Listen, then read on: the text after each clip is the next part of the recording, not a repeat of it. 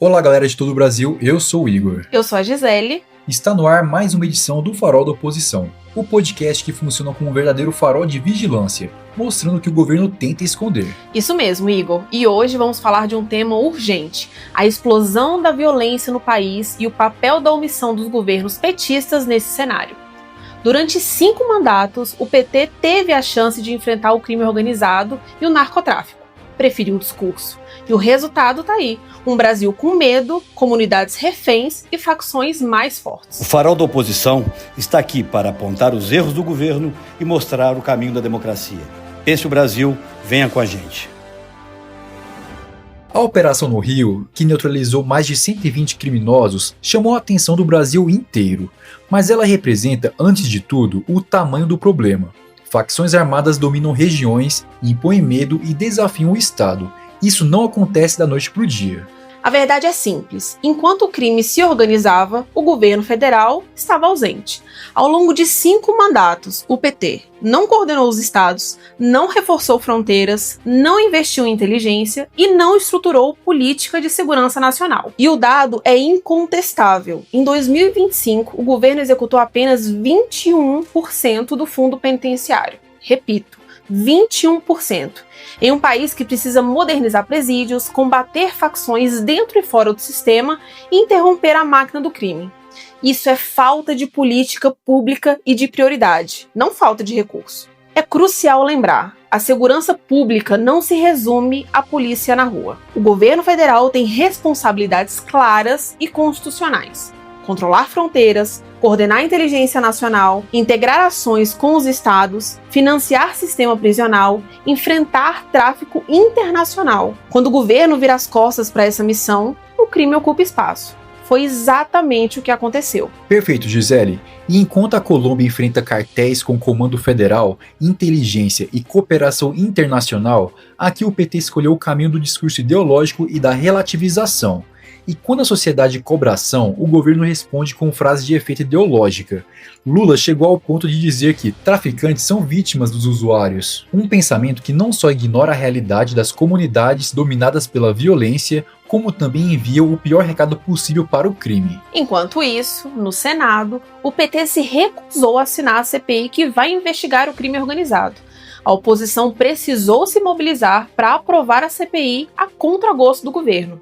Além disso, tem um caso emblemático da Bahia, governado pelo PT há 18 anos e hoje liderando índices de homicídio no país. Não é coincidência, é consequência. Para comentar esse cenário e explicar como chegamos até aqui, convidamos o presidente do Instituto Teotônio Vilela, deputado federal Aécio Neves. Presidente, muitos ouvintes perguntam, por que o crime cresceu tanto?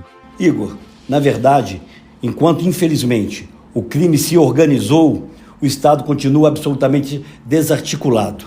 Desde quando fui governador de Minas Gerais, eu cobro do governo federal uma ação coordenada junto aos estados e aos municípios para enfrentar a criminalidade. A verdade é que os vários governos do PT fecharam os olhos para as nossas fronteiras, deixaram os estados absolutamente sem qualquer apoio e sequer investido o que tinham que investir nos fundos penitenciários e no Fundo Nacional de Segurança. Faltou uma ação concreta e efetiva do governo federal ao longo de todos esses anos de governo do PT. Ou seja, o crime avançou enquanto o governo preferiu o discurso e não a ação.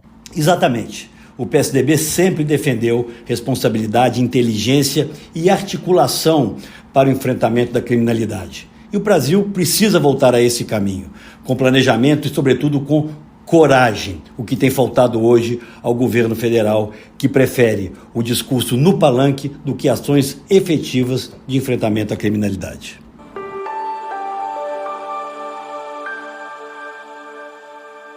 Enquanto o crime avança internamente, no cenário internacional, o governo tenta vender protagonismo climático na COP30, mas a realidade é muito diferente do discurso. Certamente, o Brasil liderou a agenda ambiental global na Rio 92, construiu instituições sólidas, criou políticas inovadoras. Agora, vemos essas estruturas sendo esvaziadas.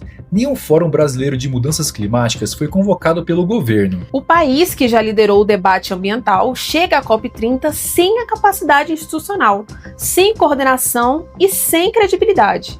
Segurança e meio ambiente são áreas em que o Brasil poderia comandar, mas com esse governo serve apenas a narrativa. E no nosso giro da semana, uma revelação que escancara o modelo de comunicação do governo Lula. Reportagem revelou que o Planalto montou uma verdadeira rede de influenciadores pagos com dinheiro público para defender o governo nas redes. Nada contra os influenciadores, tá? O problema é não contratar comunicação. O problema é usar recurso da União para manipular o debate público, blindar o governo e atacar quem pensa diferente, em vez de informar a população com transparência. Isso aí, Gisele. Hoje o governo federal é o maior impulsionador de conteúdo político no Brasil, no Facebook e Instagram.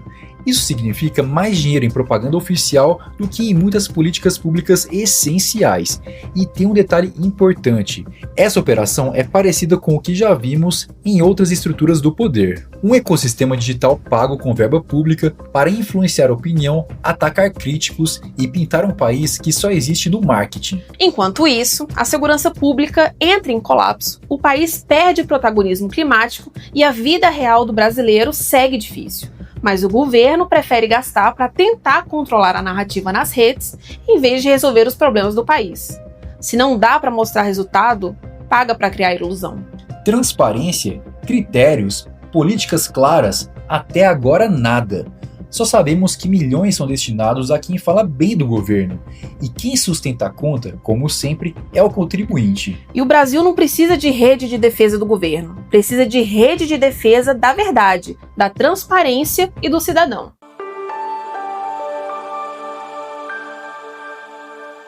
Chegou a hora da vitrine do desgoverno. E hoje trazemos uma declaração inacreditável, mas que define o problema central deste governo. Vitrine do desgoverno. Os usuários são responsáveis pelos traficantes que são, vítimas dos usuários.